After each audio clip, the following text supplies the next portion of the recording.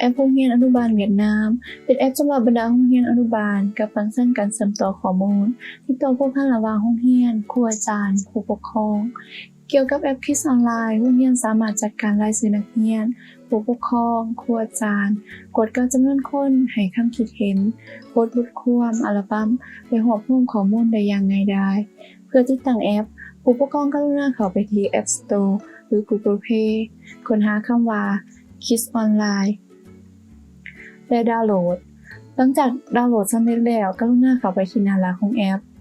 ผู้ปกครองกรุณาเข้าสู่ระบบโดยชื่อผู้ใช้และรหัสที่โรงเรียนเป็นผู้ออกให้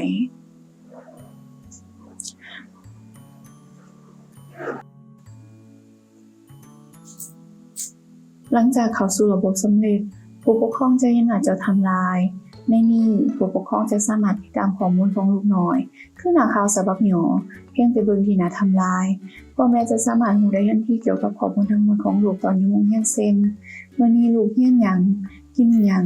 ครูให้คำคิดเห็นลูกแนวใดรูปภาพที่น่ารักของลูกข่าวสารที่สำคัญจากโรงเรียนหรือห้องเรียนของลูกในหน้าจอเดียวสำหรับผู้ปกครองที่มีลูกหลายคนในโรงเรียนผู้ปกครองสามารถเข้าไปที่รูปอวตารอยู่มุมข้างซ้ายเบื้องเทิงของหน้าจอเพื่อส่งข้อความหาครูหรือโรงเรียนผู้ปกครองกรุณากดไปที่ไม้บวกสีฟ้าใน2เมนูเลือกข้อความหรือสามารถกดไปที่ข้อความอยู่ในหน้าจอฟังก์ชันเมื่อสร้างข้อความติดต่อผู้พันกับโรงเรียนผู้ปกครองจะสามารถเบิ่งคืนบรรดาข้อความที่ได้ส่งและได้รับผ่านมาผู้ปกครองกรุณากดไปที่ท่านมีหยังจะเว้ากับผู้สอนของห้องบ่เพื่อสร้างข้อความใหม่ระบบจะเปลี่ยนไปหน้าจอใหม่ในนี้ผู้ปกครองจะสามารถเลือกวันที่ส่งข้อความ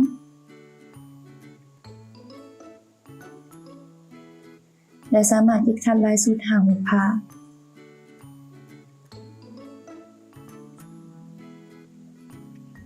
และใส่เนื้อใน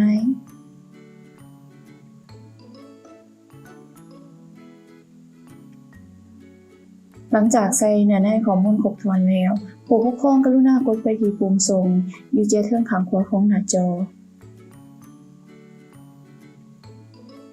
หลังจากส่งข้อความสำเร็จผู้ปกครองสามารถติดตามข้อความได้รับการยืนยันแล้วหรือบ่ในรายการข้อความพิเศษผู้ปกครองสามารถส่งการพร้อมกันนั้นในข้างหน้าหลักในหน้าฟังก์ชันส่วนให้ผู้ปกครองสามารถติดต่อผัวพันกับโรงเรียนในภาคส่วนข้อความผู้ปกครองจะสามารถส่งข้อความหาครูหรือโรงเรียนเกี่ยวกับข้อมูลของลูกอย่างเช่นว่ามื้อนี้อากาศหนาวครูใจใส่เสื้อแหน่ลูกมักเรียนผ้าห่มออกในนี้ผู้ปกครองสำหรับฟังก์ชันขอละพักผู้ปกครองสามารถติดตามอย่างใกล้ชิดและส่งใบลาพักให้ลูกถึงครูและโรงเรียนเพื่อส่งใบลาพักหาครูหรือโรงเรียนผู้ปกครองกรุณากดไปที่ไม้บวกสีฟ้าในแถบเมนูเลือกไปที่ขอละพักหรือสามารถกดไปที่ใบลาพักในหน้าฟังก์ชันในนี้ผู้ปกครองจะสามารถเบิ่งได้สถิติของลูกในการขาดเรียนพักโดยได้รับอนุญาตจากคาบบ่ได้รับอนุญาตจากคาบและจำนวนคาบที่มาช้าระบบจะสร้างสถิติรายการของลูกในนี้ผู้ปกครองกดไปที่ส่งใบลาพักใหม่เพื่อสร้างใบลาพักให้ลูกผู้ปกครองสามารถเลือกมื้อลาพักให้ลูกได้และสามารถเลือกได้ว่าจะพักไปฮอดมื้อใดหลังจากนั้นใส่ข้อมูลให้ครบถ้วนเหตุผลที่ขอลาพัก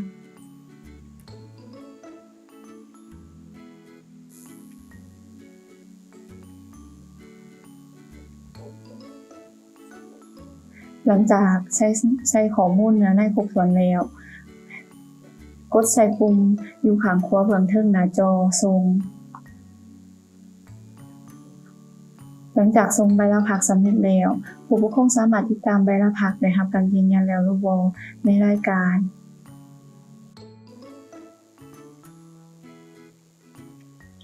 ใบสัญญาเป็นฟังก์ชันเพื่อให้พ่อแม่ส่งใบสัญญาให้ครูและโรงเรียนใบสัญญาผู้ปกครองจะต้องส่งข้อมูลครบถ้วนตามระบบเรียกร้องพร้อมกันนั้นระบบยังช่วยให้ผู้ปกครองติดขัดรูปภาพเวลาส่งใบสัญญาผู้ปกครองสามารถส่งรูปภาพที่เพจของยาหรือใบสัญญาของแพทย์ทุกใบสัญญาจะสามารถติดขัดรูปภาพได้หลายสุดทางรูปเพื่อส่งใบสัญญาหาครูหรือโรงเรียนผ ผู้ปกครองกรุณากดไปที่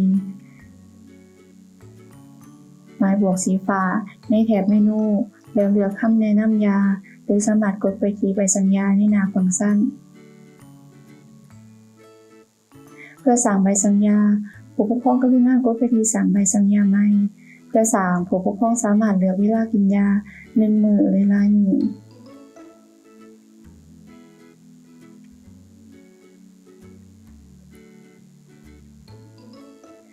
หลังจากนั้น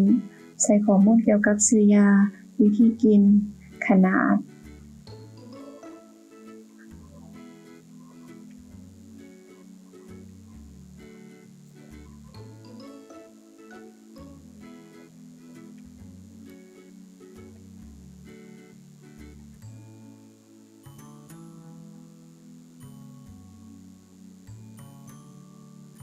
สามารถใส่หัวพาติดคัด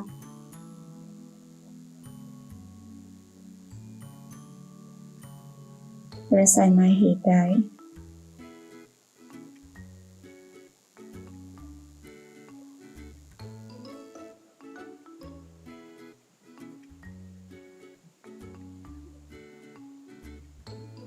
เมื่อใส่ข้อมูลครบถ้วนแล้วผู้ปกครองกดไปที่ปุ่มส่งอยู่ข้างขวาเทิงหน้าจอ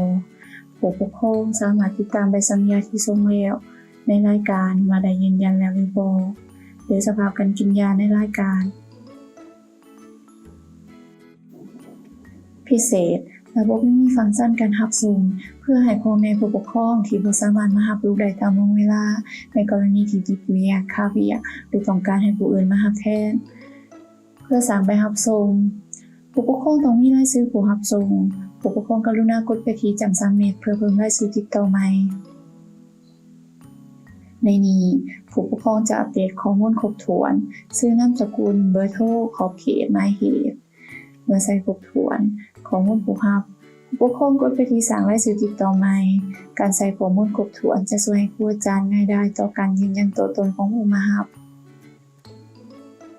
หลังจากสร้างรายชื่อผู้มารับส่งแล้วผู้ปกครองสร้างใบรับส่งโดยการกดไปที่ฐานค่าเวียกต้องการให้คนมารับลูกบ่ในนี้ผู้ปกครองเลือกเด็กที่ต้องการให้มารับเลือกมื้อเลือกรูปแบบรับใส่หมายเหตุ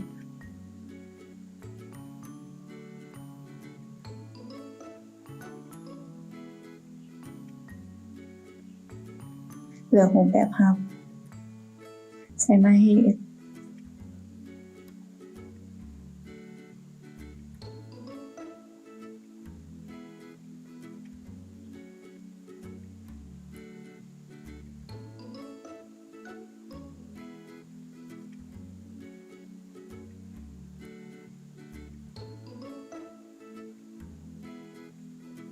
และกดส่ง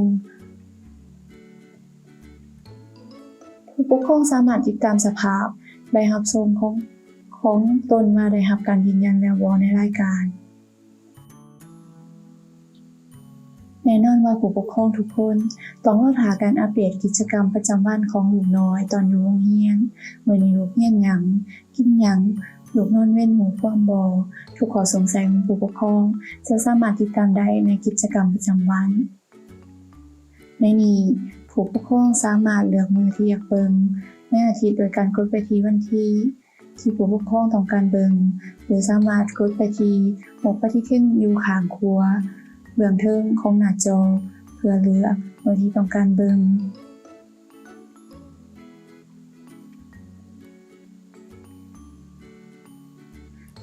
เกี่ยวกับกิจกรรมการเรียนผู้ปกครองสามารถเบิ่งตารางการเรียนวันอาทิตย์ของลูกโดยการกดไปที่บนตารางประจำอาทิตย์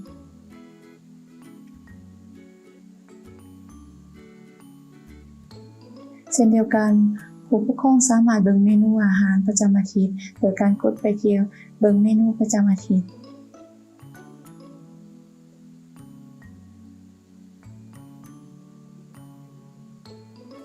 คำคิดเห็นของครูอาจารย์เกี่ยวกับลูกแม้จะถูกแสดงอยู่ในกิจกรรมประจำวันพ่อแม่สามารถส่งคำขอบใจให้ครูอาจารย์ได้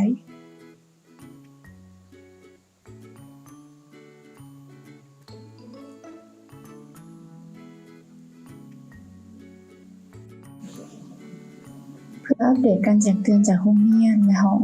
ผู้ปกครองกรุณากดเข้าไปที่ข่าวระบบจะแสดงรายการบทความของโรงเรียนของห้องตามเวลาที่ใกล้ที่สุดผู้ปกครองยังสามารถตอบกลับครูอาจารย์โรงเรียนโดยการกดใจหรือสามารถคอมเมนต์ได้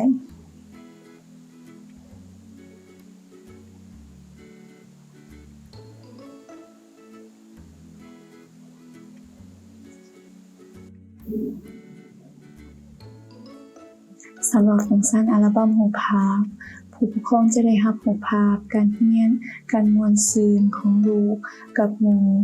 ระบบจะอนุญาตให้ผู้ปกครองสามารถบันทึกรูปภาพได้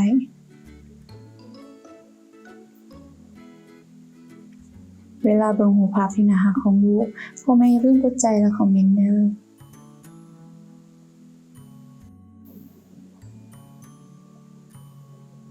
สำหรับฟังก์ชันค่าเรียนเมื่อโรงเรียนนำใช้ฟังก์ชันค่าเรียนในระบบผู้ปกครองจะติดตามและได้รับข้อมูลอย่างละเอียดเกี่ยวกับการแจ้งการค่าเรียนของลูกผู้ปกครองกรุณากดไปที่ค่าเรียนในหน้าฟังก์ชันระบบจะแสดงแจ้งการประกอบมีจำนวนทั้งหมดที่ชำระยังต้องชำระรวมค่าเรียนที่ต้องจ่ายพิเศษผู้ปกครองสามารถเบิ่งอย่างละเอียดค่าเรียนของลูกในแต่ละครั้งโดยการกดไปที่รายการ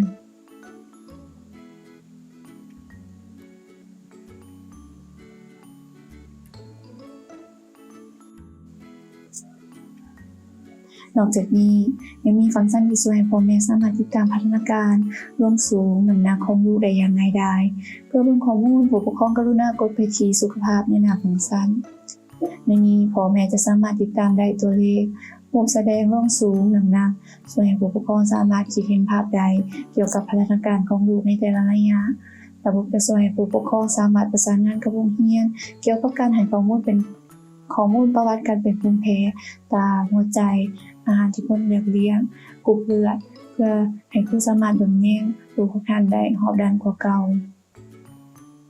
พิเศษผู้ปกครองสามารถอัปเดตข้อมูลลงสู่น้ำหนักของลูกโดยตัวเองโดยการกดไปที่เครื่องหมายซ้ำจากข้างขวาสุขภาพโดยรวม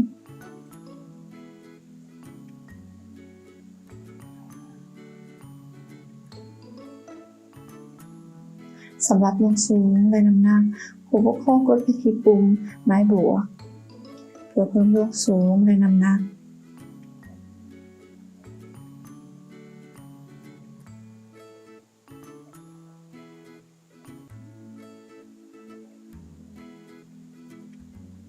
สำหรับสุขภาพโดยรวม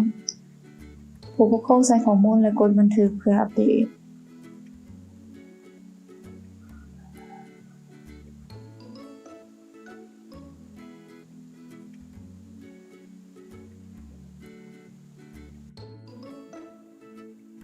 นอกจากนี้ยังมีฟังก์ชันช่วยให้ผู้ปกครองสามารถลงทะเบียนติดตามห้องเรียนนอกหลักสูตรในโรงเรียนของลูกเช่น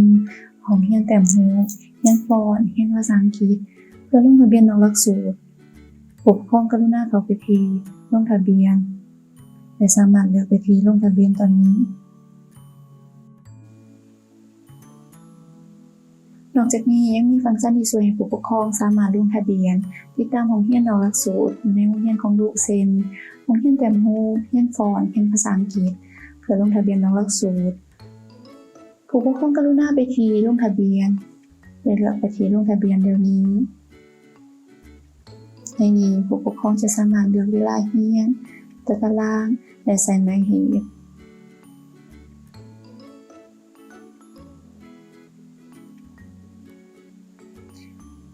พิเศษถ้ายังบ่หมดเขตการลงทะเบียนผู้ปกครองสามารถยกเลิกการลงทะเบียนได้ผู้ปกครองติดตามระยะการเรียนกิจกรรมของลูกในการเรียนกิจกรรมของลูกในห้องที่กำลังเรียนผู้ปกครองเลือกของกิจกรรมนอกหลักสูตรเพื่อติดตามข้อมูล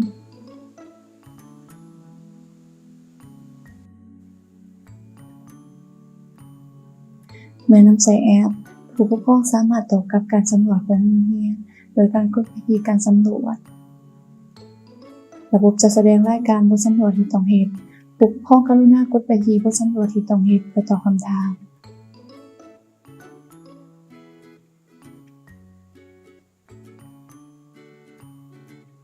หลังจากสำเร็จผู้ปกครองกดไปที่สำเร็จเพื่อส่งให้โรงเรียนเอาใจใส่คำถามที่1หมายดาวเป็นคำถามที่บังคับ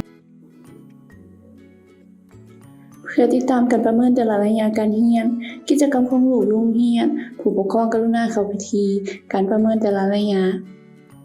ในนี้ระบบจะรวบรวมการประเมินของลูกในแต่ละเดือนแต่ละภาคเรียนหรือแต่ละปีผู้ปกครองกรุณากดเข้าไปที่แต่ละบทเพื่อเบิ่งการประเมิน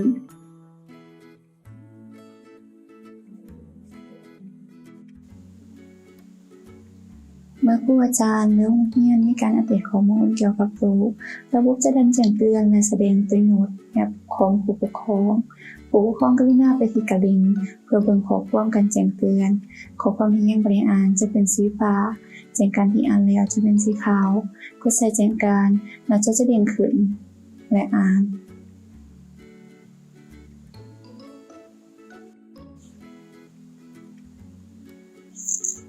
ต่อไปเป็นวิธีการเบิ่งและเปลี่ยนข้อมูลส่วนตัวเปลี่ยนรหัสเพื่อเบิ่งข้อมูลบัญชีผู้ปกครองกดไปที่แถบเมนูบนที่มี3ขีดเพื่ออัปเดตข้อมูลและของตนและลูกมี2วิธีเพื่อเบิ่งและแก้ไขข้อมูลของผู้ปกครองวิธี1กดไปที่โฮมบิ๊กหรือกล่องอวตารและแก้ไขวิธีที่2เป็นกดเข้าไปที่ข้อมูลบัญชีและแก้ไขแล้วอัปเดตในนี้ผู้ปกครองจะสามารถเปลี่ยนแปลงข้อมูลประกอบมีชื่ออีเมลเบอร์โทรศัพท์วันเดือนปีเกิดเพศและที่อยู่